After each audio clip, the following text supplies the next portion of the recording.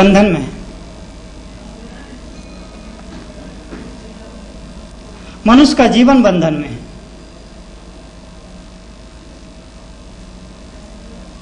बचपन माता पिता के बंधन में चला जाता है, शैशव गुरु के बंधन में चला जाता है, जवान हुए तो पत्नी का बंधन आ जाता है,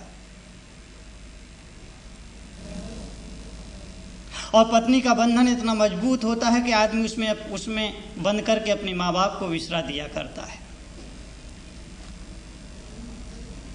और बुढ़ापा जब आदमी को आता है तो आदमी पराजित हो जाया करता है। इस तरह से आदमी की जो कहानी है, आदमी की जो जीवनी है, वो बंधन की कहानी है, वो बंधन की जीवनी है। बहुत से लोग बंधे हुए पैदा होते हैं, बंधे हुए जीते हैं और बंधे हुए मर जाते हैं। मैं निवेदन करना चाहता हूं, मैं गुजारिश करना चाहता हूं, मैं प्रार्थना करना चाहता हूं कि बंधन में तुम्हारा जन्म हुआ है, यह दुर्भाग्य नहीं है, क्योंकि सभी का जन्म बंधन में हुआ करता है। इस दुनिया में पैदा होने वाला, इस ब्रह्मांड में आने वाला, इस जगत में पांव रखने वाला हर आदमी बंधन में हुआ करता है, बंधन में जन्म लेता है, बंधनों के बीच में पैदा हुआ करता है। लेकिन बंधन में जन्म लेना दुर्भाग्य नहीं होता है, अपितु बंधनों के बीच में जीना और बंधनों में की मर जाना, यह जीवन का सबसे बड़ा दुर्भाग्य हुआ करता है। यह जीवन का सबसे बड़ा दुर्भाग्य हुआ करता है। हर व्यक्ति जेल में जन्म लेता है। यहां श्री कृष्ण ही जेल में जन्म नहीं लिया करते हैं, हर व्यक्ति जेल में जन्म लिया करता है, हर व्यक्ति कारागृह में जन्म लिया करता है, हर व्यक्ति कारागृह के बीच में पैदा हुआ करता है। लेकिन कारागृह के बीच में आदमी जिए और उसी कारागृह के बीच में आदमी मर जाए तो यह जीवन का सबसे बड़ा अभागापन है, यह जीवन का सबसे बड़ा दुर्भाग्य है। बंधनों के बीच में, कारागृह के बीच में आदमी पैदा होए और स्वतंत्र होके मरे, यह जीवन का सबसे बड़ा सौभाग्य है। मैं लोगों से कहता हूं, जिस घर में पैदा हुए हैं उसी घर में मत मर जाना। नहीं तो समझना कि कारागृह में पैदा हुए और कारागृह में जिए और कारागृह में ही चल बसे। शेर जिस गुफा में पैदा होता है उस गुफा में मरता नहीं है। ठीक इसी तरह से जो ज्ञानी हुआ करता है, जो बुद्ध पुरुष हुआ करता है, जो तीर्थंकर पुरुष हुआ करता है, जो अवतार पुरुष हुआ करता है, वो जिस घर में, जिस परिवार में, जिस गांव में पैदा होता है, उस घर में, उस कमरे में, उस कक्ष में, उस खाट पर, उस पलंग पर वो मरता नहीं है।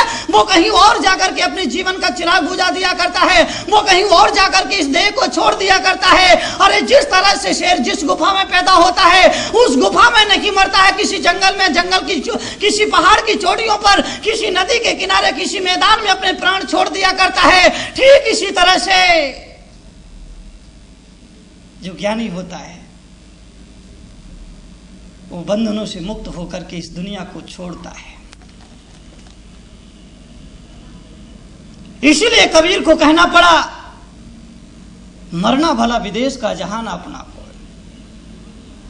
कबीर ने कहा कि मरना भला विदेश का जहां अपना कोई। कबीरदास जी कहते हैं, बड़ी मार्मिक बात कहते हैं, बड़ी सूत्र की बात कहते हैं, बड़े पते की बात कहते हैं, बड़ी समझदारी की बात करते हैं, बड़ी होशियारी की बात करते हैं। कबीर जी कहते हैं कि मरना भला विदेश का जहां ना अपना कोई। वहां पर मरना जहां तुम्हारा अपना कोई ना हो। जहां तुम्हारा अपना कोई नहीं होगा वहां परमात्मा तुम्हारा होगा, वहां भगवान तुम्हारा होगा, वहां ईश्वर तुम्हारा होगा, वहां परम ब्रह्म तुम्हारा होगा। जीवन के अंत में आदमी की कोशिश होना चाहिए, आदमी की भावना होना चाहिए, आदमी की कामना होना चाहिए कि हे भगवान, मरते वक्त मुझे आपका नाम स्मरण होना चाहिए, आपका नाम मेरे मुखमंडल पर बना रहना चाहिए, मेरे हृदय पर बसा रहना चाहिए, मेरे आपके चरण कमल मेरे हृदय में बस जाए और मेरा हृदय आपके चरणों में रम जाए। ये प्रार्थना भगवान से करो, ये अर्चना भगवान से करो। भगवान से कभी मांगने का मन करे, याचना करने का मन करे तो इतनी ही याचना करना, इतनी ही प्रार्थना करना कि मृत्यु के वक्त मुझे आपका नाम स्मरण बना रहना चाहिए। मृत्यु के वक्त मुझे नमो अरिहंताणम, नमो सिद्धाणम का जाप याद होना चाहिए। मृत्यु के वक्त मुझे अपने भगवान का, अपने ईश्वर का, अपने सदगुरु का मुझे नाम स्मरण बना रहना चाहिए, मुझे और कुछ नहीं चाहिए। मृत्यु के वक्त धर्मात्मा मेरे निकट हो, मृत्यु के वक्त कोई साधु मुनि, कोई ज्ञानी मेरे निकट हो, मृत्यु के वक्त मुझे भगवान का नाम सुनाने वाला कोई मिल जाए, मुझे और कुछ नहीं चाहिए मेरे प्रभु, मेरे स्वामी। बस यही मांगता। मरना भला विदेश का जहान अपना कोई। कबीर अगर कहता है कि मरना जहां विदेश का जहान अपना कोई, तो कबीर के कहने का मतलब यही है कि जहां पर तुम्हारा कोई नहीं होगा वहां भगवान तुम्हारा होगा, वहां सदगुरु तुम्हारा होगा, वहां ईश्वर तुम्हारा होगा, वहां वो परम पिता तुम्हारा होगा। और तुम्हारे साथ यदि परम पिता होगा तो तुम्हारा मरण निश्चित ही सुमरण होगा, तुम्हारा मरण निश्चित ही धार्मिक मरण होगा, तुम्हारा मरण निश्चित ही पंडित मरण होगा, तुम्हारा मरण निश्चित ही समाधि मरण होगा। और जिसका पंडित धार्मिक समाधि मरण हो जाए उसका जीवन तो सुधरता ही है, उसका मरण भी सुधर जाया करता है।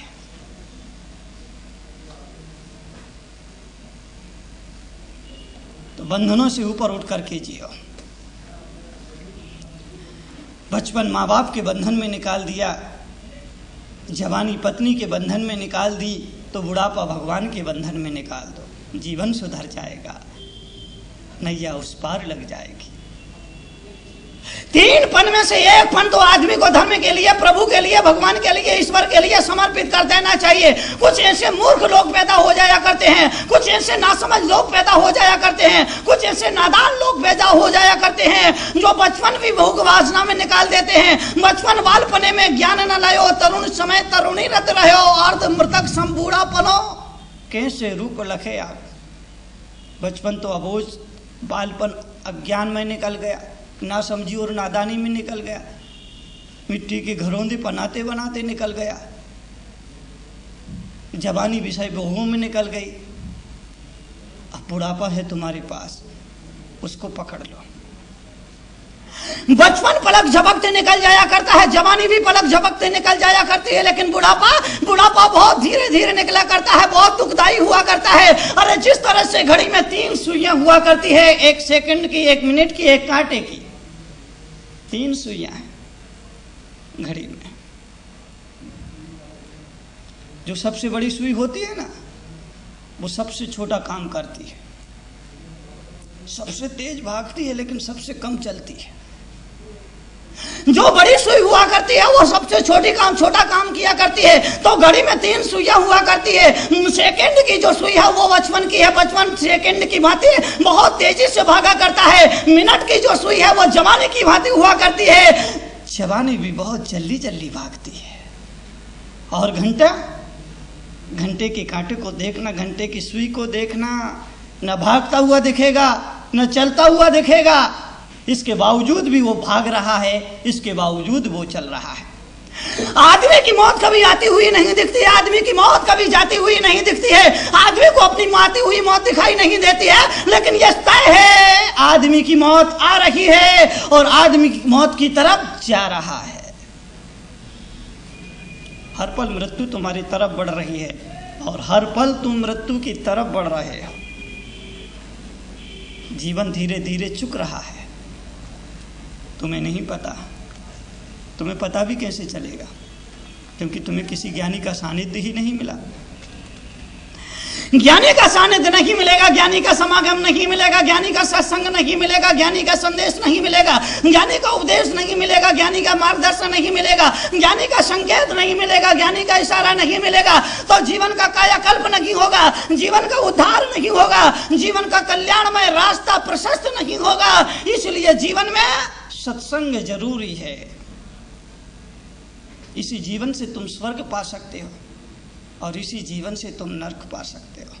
स्वर्ग और नरक परमात्मा के हाथ में नहीं है, तुम्हारे हाथ में है।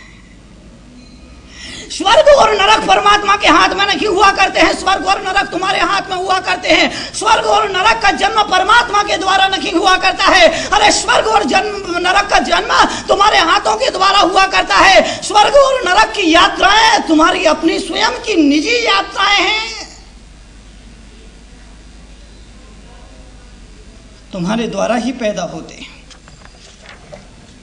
स्वर्ग और नरक तुम्हारे हाथ में है। स्वर्ग और नरक जाने का निर्णय तुम्हारा अपना निर्णय है।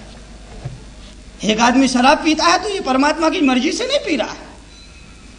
एक आदमी मांस खाता है, मांसाहार करता है तो भगवान की मर्जी से नहीं खा रहा। इस मुल्क के तथाकथित बेईमान लोग कहते हैं क्या करूं, भगवान की मर्जी ही ऐसी थी। एक शराब पीने वाले आदमी को मैंने पूछा कि भाई तू शराब क्यों पीता है। एक मांस भी खाने वाले आदमी से मैंने कहा कि तू मांसाहार क्यों करता है। एक चोरी काट करने वाले आदमी से जो जेब काटा करता है उससे मैंने पूछा कि तू लोगों की जेब क्यों काटा करता है। एक डाकू था जो लोगों को लूटा करता था, लुटेरा था, मैंने कहा तू लोगों को क्यों लूटता है। उस आदमी ने कहा क्या करूं, भगवान की ऐसी ही मर्जी। मैंने कहा बेईमान चुप, परमात्मा को अपने धंधे में क्यों लाता है। भगवान की कोई मर्जी नहीं होती है, भगवान की कोई इच्छा नहीं होती है, भगवान की कोई अभिलाषा नहीं होती है। अगर एक आदमी शराब पी रहा है तो शराब पीना ये उसका स्वयं का निर्णय है, ये कोई भगवान की इच्छा नहीं है। भगवान को बीच में क्यों लाते हो भाई साहब, भगवान को बीच में मत लाइए। एक तो अपराध कर रहा है, लूट रहा है, चोरी कर रहा है, डाका डाल रहा है, शराब पी रहा है, मांस खा रहा है, मांसाहार कर रहा है, लोगों को सता रहा है, लोगों के प्राणों का अपहरण कर रहा है, ऊपर से भगवान को लाता है। या भगवान के बहाने, भगवान की आड़ में इस दुनिया में न जाने कितने पाप हुए, कितने अपराध हुए। याद रखना, इतिहास बताता है कि पिछले 2500 सालों में 5000 युद्ध हुए हैं धर्म के नाम पर। पिछले 2500 साल में, पिछले 2500 साल में 500 युद्ध हुए हैं, छोटे बड़े 500 युद्ध हुए हैं और 5000 युद्ध हुए हैं। उस 5000 युद्ध में 10 करोड़ लोगों की मौत हुई है। और वो 5000 युद्ध मालूम है धर्म को, पंथ को, मजहब के नाम पर हुए। जितना खून खराब है इस मुल्क में धर्म और मजहब के नाम पर हुआ है, उतना खून खराबा जमीन, जर और जोरू के लिए नहीं हुआ है। ये वो धर्म है जो दीवार का काम करता है। याद रखना, धर्म जब पुराना हो जाता है तो उस धर्म में विकृतियां आ जाया करती है, उस धर्म में विकार आ जाया करते हैं, उस धर्म में कई बुराइयां आ जाया करती है। इसलिए मैं लोगों से कहता हूं कि 500 साल बाद मकान गिरा जाना चाहिए। मेरी बात को जरा गौर से सुनिए। 100 साल बाद मकान गिरा देना चाहिए, 500 साल के बाद मंदिर गिरा देना चाहिए और 1000 साल के बाद धर्म मिटा देना चाहिए। क्योंकि 1000 साल के बाद लंबे अंतराल गुजर जाने के बाद उस धर्म में कई विकृतियां आ जाया करती है, उस धर्म में कई बुराइयां आ जाया करती है, उस धर्म में कई विकार आ जाया करते हैं, उस धर्म में कई कचरा कूड़ा करकट इकट्ठा हो जाया करता है। इसलिए 100 वर्ष के बाद मकान गिरा देना चाहिए, 500 साल के बाद मंदिर गिरा देना चाहिए और 1000 साल के बाद धर्म मिटा देना चाहिए या उस धर्म का परिष्कृत कर देना चाहिए, उस धर्म का शुद्धिकरण होना चाहिए। आज सभी धर्मों में कूड़ा करकट्टा इकट्ठा हो गया है। एक आदमी ने मुझसे पूछा, मुनीश्वरी आप ये बताइए कि दुनिया का सर्वश्रेष्ठ धर्म कौन सा है, सबसे अच्छा धर्म कौन सा है। यही बात भगवान महावीर से किसी ने पूछी थी। 24वें तीर्थंकर जैन धर्म के मूल संस्थापक भगवान ऋषभदेव और भगवान महावीर से जब यह प्रश्न पूछा गया कि दुनिया का सर्वश्रेष्ठ धर्म कौन सा है, दुनिया का सर्वोत्तम धर्म कौन सा है, दुनिया से सबसे अच्छा धर्म कौन सा है, तो भगवान महावीर ने राजागिरी की 5 पहाड़ियों पर बैठ करके जनता जनार्दन के नाम जो संदेश दिया था, उस संदेश में कहा था कि दुनिया का सर्वश्रेष्ठ धर्म धम्मो मंगल मुद्दिठम अहिंसा संयमो तपो। अहिंसा, तप और संयम ये दुनिया के सर्वश्रेष्ठ धर्म है। उन्होंने ये नहीं कहा कि जैन धर्म सबसे अच्छा है, महावीर ने यह नहीं कहा कि हिंदू धर्म सबसे अच्छा है, महावीर ने यह नहीं कहा कि बौद्ध धर्म सबसे अच्छा है। महावीर ने कहा कि जिस धर्म में अहिंसा हो, जिस धर्म में संयम हो, जिस धर्म में तप हो, अहिंसा संयम तप ये धर्म के प्राण हुआ करते हैं। अगर धर्म में से अहिंसा संयम और तप को निकाल दिया जाए तो वो धर्म मुर्दा हो जाया करता है, वो धर्म अंधकार हो जाया करता है, वो धर्म पत्थर की नाव हो जाया करता है और पत्थर की नाव में जो बैठेगा वो भी डूबेगा और जो उस नाव को चलाने का खेवनहार बनेगा वो भी डूबेगा। मुझसे पूछा लोगों ने दुनिया का सबसे अच्छा धर्म कौन सा है। मैंने कहा धर्म सभी अच्छे हैं लेकिन उनके अनुयायी अच्छे नहीं हैं। जितने भी धर्म इस दुनिया में है, चाहे वो जैन धर्म हो, चाहे वो बौद्ध धर्म हो, चाहे वो सिख धर्म हो, चाहे वो वैष्णव धर्म हो, चाहे वो सनातन धर्म हो, चाहे अन्य और कोई समुदाय का धर्म हो, सभी धर्म अच्छे हुआ करते हैं, लेकिन उन धर्मों के अनुयायी अच्छे नहीं है, उस धर्म को मानने वाले अच्छे नहीं है, उस धर्म के आचरण को जीने वाले अच्छे नहीं है। आज हर धर्म के अनुयायियों के जीवन में बुराई आ गई है। हर धर्म का मानने वाला अपने धर्म के मूल उसूलों से भटक गया है, मूल तत्वों से भटक गया है। धर्म को केवल हमने आडंबर बना लिया, उसका प्रचार तो बहुत किया जा रहा है, प्रदर्शन तो बहुत किया जा रहा है, लेकिन उन उसूलों को, उन सिद्धांतों को, उन नियमों को सही ढंग से जिया नहीं जा रहा है। ध्यान रखना, धर्म सभी अच्छे हैं, लेकिन उस धर्म के अनुयायी अच्छे नहीं। अगर किसी धर्म में विकृति है, विकार है, दोष है, बुराई है, तो उस धर्म की वजह से नहीं है, उस धर्म के तथाकथित धर्मात्माओं की वजह से है। सभी धर्मों में आज कूड़ा करकट इकट्ठा हो गया है। उस कूड़ा करकट को जलाने की जरूरत है, उस कूड़ा करकट को नष्ट करने की जरूरत है। और इसीलिए मैं अपने प्रवचनों में अक्सर करता हूं कि धर्म में आग लगा दो। मेरी बातें तुम्हें जरा तीखी लगेंगी, मेरी बातें तुम्हें जरा तेज लगेंगी, मेरी बातों को सुनकर के तुम कहोगे ये कैसा मुनि है जो कह रहा कि धर्म को आग लगा दो। पता नहीं कहां जाएंगे हम धर्म को आग लगाने के बाद, किस नरक में जाकर के सड़ेंगे। मेरे अभिप्राय को समझना। मेरी बातें तुम्हें तीख लग सकती है, मेरी बातें तुम्हें तेज लग सकती है, मेरी बातें तुम्हें कड़वी लग सकती है, मेरी बातें तुम्हें झूठी लग सकती है, मेरे शब्द तुम्हें हृदय की तरह, तीर की तरह तुम्हारे हृदय को चुभ सकते हैं, लेकिन मेरे अभिप्राय को समझना, मेरी आकांक्षा को समझना, मेरी भावना को समझना। मैं कह रहा हूं कि धर्म को आग लगा दो, ताकि धर्म में जो कूड़ा कचरा इकट्ठा हो गया है वो जल करके भस्म हो जाए। याद रखना, धर्म कभी नहीं जलेगा। जलेगा वो जो नकली होगा, जलेगा वो जो झूठा होगा, जलेगा वो जो धोखाधड़ी होगा, जलेगा वो जो गलत होगा, जलेगा वो जो मिथ्या होगा। धर्म तो ईश्वर है, धर्म तो शाश्वत है, धर्म कभी नहीं जल सकता। अरे धर्म अगर आग में चला जाए तो धर्म जलता नहीं है, अभी तो आग ही जल बन जाया करता है, अभी तो आग ही जल जाया करती है, धर्म कभी नहीं जलता। इसलिए धर्म में आग लगाने के लिए अगर मैं कह रहा हूं तो मेरा अभिप्राय यह है कि धर्म में जो बुराई आ गई है, धर्म में जो टूटियां आ गई है, धर्म में जो विकार और विकृतियां आ गई है, वो विकृतियां जल जाना चाहिए, वो बुराइयां जल करके भस्म हो जाना चाहिए, ताकि धर्म की नई आभा प्रकट हो जाए, ताकि धर्म का नया स्वरूप प्रकट हो जाए। और जब धर्म अपनी नई आभा को लेकर के प्रकट होगा, वो धर्म मानव के लिए कल्याणकारी होगा, वो धर्म समाज के लिए कल्याणकारी होगा, वो धर्म सृष्टि के लिए मंगलकारी हुआ करेगा। तो मैं कह रहा हूं, इस जगत में बहुत से लोग पाप करते हैं, झूठ बोलते हैं, चोरी करते हैं, व्यभिचार करते हैं, शराब पीते हैं, व्यसन करते हैं। उनसे पूछो भाई तुम ऐसा क्यों करते हो? कहते हम क्या करें साहब, ऊपर वाले की मर्जी ही ऐसी है। ऊपर वाले की मर्जी के हिसाब से आप मत डालिए। आपसे निवेदन करना चाहता हूं कि ऐसा कोई भगवान, ऐसा कोई परमात्मा इस सृष्टि ब्रह्मांड में नहीं बैठा है जो तुम्हें चला रहा है, जो तुम्हें नचा रहा है। भगवान महावीर कहते हैं, जैन धर्म का जो एक मौलिक सिद्धांत है, वो सिद्धांत कहता है कि आदमी अपने कर्मों को स्वयं करता है, अपने कर्मों का फल स्वयं भोगता है। आदमी जो कर रहा है वो अपनी मर्जी से कर रहा है, और जो करेगा वो अपनी मर्जी से करेगा। ईश्वर की मर्जी नहीं चलती है, वहां तो केवल अर्जी चलती है।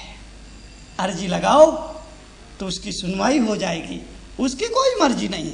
जैसी तुम्हारी अर्जी वैसी ही उसकी मर्जी उसकी कोई मर्जी नहीं होती है, क्योंकि उसमें कोई मर्जी ही नहीं है। मर्ज रोग, क्योंकि राग द्वेष से ऊपर उठ गया है। भगवान को तुम कहते हो ना, वो वीतरागी है, वो राग द्वेष नहीं करता है। अगर वो राग द्वेष करने लगे तो फिर हम में और उसमें क्या फर्क रहा। इसलिए मैं लोगों से कहता हूं कि भगवान को बीच में मत लाना, परमात्मा को बीच में मत लाना, ईश्वर को बीच में मत लाना। अगर ईश्वर को बीच में लाओगे तो पाप बढ़ जाएंगे। आज दुनिया में धर्म के नाम पर पशुओं की बलि दी जाती है, किसी देवी के नाम पर देवी के सामने किसी जानवर को हलाल कर दिया जाता है, किसी जानवर की गर्दन काट दी जाती है। लोगों से पूछा गया क्यों? बोले माँ के लिए बलि दे रहे। नो, ऐसी कोई माँ नहीं है जो किसी के प्राणों की प्यासी हो जाए। ऐसी कोई देवी नहीं है जो किसी के खून के प्यासी हो। अगर माँ है तो वो माँ अपने बेटे की प्राण कैसे मांगेगी? कोई माँ अपने बेटे के प्राण नहीं लिया करती है। अरे माँ तो बेटे को प्राण दिया करती है, माँ तो बेटे के प्राणों का पालन किया करती है, माँ तो जीवन का संरक्षण बन करके आया करती है। लेकिन जो लोग देवी के नाम पर बलि देते हैं, जानवरों की कुर्बानी दिया करते हैं, जानवरों का बलिदान किया करते हैं, वो धर्म की आड़ में किया करते हैं, देवी की आड़ में किया करते हैं। याद रखना, वो देवी की उपासना नहीं करते हैं, अपितु देवी की आड़ में अपने स्वार्थों की पूर्ति किया करते हैं, अपने गोरख धंधे चलाया करते हैं, अपने स्वाद के लिए और अपने स्वार्थ के लिए धर्म को बदनाम किया करते हैं, देवी को बदनाम किया करते हैं, किसी देवता को बदनाम किया करते हैं। धर्म के नाम पर किसी जीवों की बलि देना, उनकी हत्या करना, यह धर्म नहीं सिखाता है, यह धर्म नहीं है। मान्यवर, आपसे निवेदन करना चाहता, मैं कह रहा हूं, स्वर्ग और नरक तुम्हारी स्वयं की यात्रा है, स्वर्ग और नरक तुम्हारे स्वयं के निर्णय हैं। नरक जाओगे तो अपने निर्णय से जाओगे, स्वर्ग जाओगे तो अपने निर्णय से जाओगे। इसलिए मैं कहता हूं, कोई व्यक्ति सड़क पर पाप करता है, सड़क पर बलात्कार करता है, सड़क पर स्मगलिंग करता है, व्यापार में स्मगलिंग करता है, चोरी करता है, रिश्वतखोरी करता है, धोखाधड़ी करता है, मिलावट करता है, तो याद रखना, अगर किसी आदमी ने चोरी करके, डाका डाल करके, लूट करके, किसी की हत्या करके, अगर किसी की स्मगलिंग करके, तस्करी करके अगर 1000 रुपए कमाए और 1000 रुपए कमा करके अगर 100 रुपए मंदिर में चढ़ा देता है, 100 रुपए भगवान को चढ़ा देता है, तो भगवान उस 100 रुपए से प्रसन्न होने वाला नहीं है, ईश्वर उस 100 रुपए से खुश होने वाला नहीं है। और अगर कोई ईश्वर उस बेईमानी से कमाए हुए धन को पाकर के, अगर उस बेईमानी, अनीति और अन्याय से कमाए हुए धन से अगर कोई ईश्वर, कोई परमात्मा खुश हो जाता है, तो मेरी आत्मा उस परमात्मा को मानने के लिए तैयार नहीं है, मेरी आत्मा उस परमात्मा को स्वीकार करने के लिए राजी नहीं है। मैं ऐसे परमात्मा को स्वीकार नहीं करता जो रिश्वतखोरी करके, स्मगलिंग करके, धोखाधड़ी करके, छल कपट करके, किसी की हत्या करके, किसी को लूट करके वो पाप कमाता है। उस बार वो पाप कमाता है और 1000 रुपए कमा के 100 रुपए मंदिर में चढ़ा देता है, और उस मंदिर में चढ़ा करके अगर वो ईश्वर प्रसन्न हो जाया करता है, तो मैं उस परमात्मा को मानने के लिए राजी नहीं हूं, मैं उस परमात्मा को स्वीकार करने के लिए राजी नहीं हूं। याद रखना, परमात्मा तुम्हें तो माफ कर सकता है, लेकिन तुम्हारे पापों को माफ नहीं कर सकता। परमात्मा तुम्हें माफ कर देगा, तुम्हारे पापों को माफ नहीं करेगा। तो स्वर्ग और नरक तुम्हारा स्वयं का निर्णय है। क्रांतिकारी विश्व संत मुनि श्री तरुण सागर जी महाराज के साहित्य को पढ़िए एवं पूज्य मुनि श्री के क्रांतिकारी विचारों को जानिए।